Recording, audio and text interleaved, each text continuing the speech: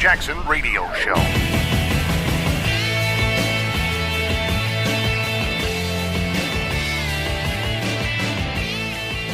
Welcome back, everybody. Kevin Jackson here. So there's been some discussion about the tax cuts that were originally proposed by President Trump. And the reason why I say that, I want to cover a story that happened last year back in October and the outcome. By the way, KJRadio.com is where you can get a hold of us, 844-551-8255 if you want to call. So here's the deal. I've been talking about Donald Trump and trade. He talked about TPP, NAFTA, etc. And trade is one of those things that you can't adjust right away. You can you can put your policy in effect, but it doesn't impact because you've got things that there's already stuff in process. But so I'm going to talk about what Trump has done in the way of trade. It's been impactful, but the numbers won't show up for a little bit of time. And this is where the left, yet again, are going to be in big trouble. So here, this report came out and it showed, this was back in October, and it says, the U.S. trade deficit widened in September and remained on track in President Obama's first year to exceed the 2016 level. And this is from a Commerce Department report. It says the trade gap, which measures the difference between imports and exports, increased 1.7% in September to $43.5 billion. The deficit for the first 9 months of the year totaled $405 billion compared to $370 billion in the same period in 2016. So they're saying Trump has added to the trade deficit in his first year, roughly, year in office. It says, during the presidential campaign, Trump and his surrogates railed against the size of the deficit with his key campaign aide, Peter Navarro, who is now a White House advisor, asserting they could eliminate the trade deficit within a year or two. Okay? The trade gap with China, which Trump repeatedly blasted last year, decreased slightly in September to $34.6 billion. So the biggest deficit that we have in trade is with China, and that was reduced. But overall, the deficit increased. Now, let me explain why that happened, and then I'm going to tell you why the left are going to yet again get a good heaping helping a crow. So the reason why it decreased with China is because President Trump is focused on China. Now, one of the first things that he did when he became president was he got the embargo lifted on American beef. I don't know if you guys remember that. We talked about it on the radio.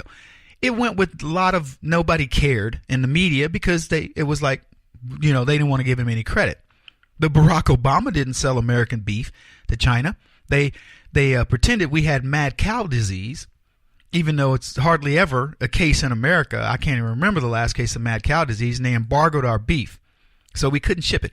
President Trump got that lifted. Then he got coal. He stopped the shipment of North Korean coal and shipped our coal. Now, that was more symbolic than it was a strategic trade move. But still, he showed I can get China to work with us. Now, subsequent to that, he went to China, and we talked about it on the show. He took his magic wand. Bing!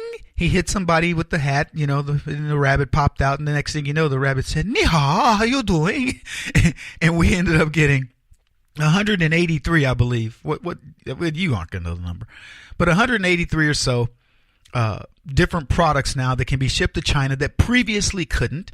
And the Chinese lessened the tariff on goods and services on those products from roughly by 10%, from 17% roughly down to 7%, which is a huge, that's like somebody told me it was a 63% reduction in tariffs on those products. So that means a lot of more products are going to be able to go into China. So the reason why I want to focus on the fact that the Chinese number dropped, even though as I said, the trade trade gap went up 1.7% in the month of September, which is the government ends their fiscal year in September. It's a big deal that with Donald Trump focused on China. So I want you to think about everything I just described with China, who, by the way, we have the largest deficit with. It's over almost $400 billion. So that number decreased. The rest of it, so our next biggest trading partner, I believe, is Mexico. It's either Japan or Mexico. So and we've already started dealing with China, with Canada, because Donald Trump said we're no longer going to import your lumber. We're going to use American lumber, and that was so. Our trade deficit with with Canada is roughly $11 billion. So it's not huge. Mexico, it's $58 billion or so, and so he's already starting to work on that in part of the build that wall strategy. Mexico's trade deficit will go down unquestionably. And Donald Trump will say, so we had a trade deficit of $58 billion with Mexico. That's down to $37 billion. And he's going to go, there's your wall. I promise you that's what's going to happen. But here's my point to all of this. There were probably 6 or 7 media outlets, lamestream media, fake news. Donald Trump promised that he was going to deliver on trade.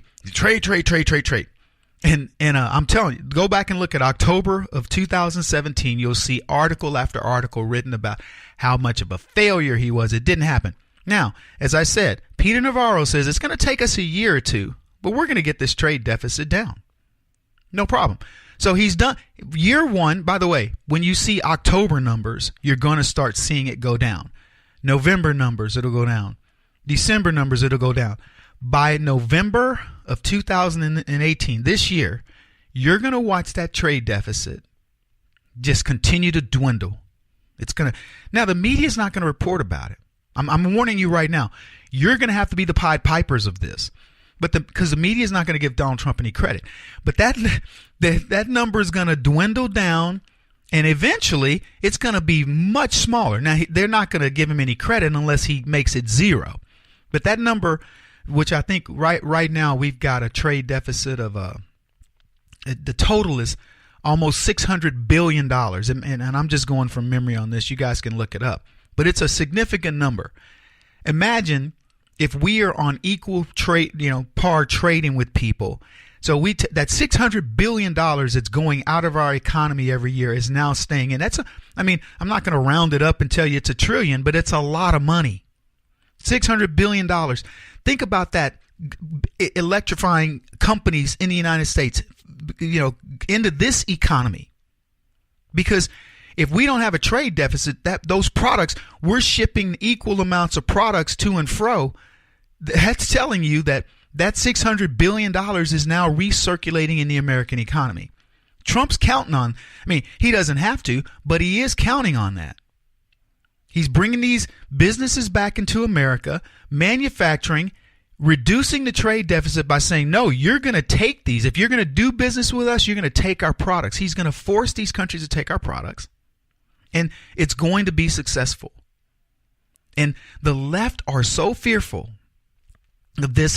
I'm enjoying it. So have your fun, left. This October, it's doom and gloom. This tax policy of Donald Trump is going to crush the economy. It's that they're blaming the tax policy for what's happening in trade right now, but watch what happens in a year. You heard it here first.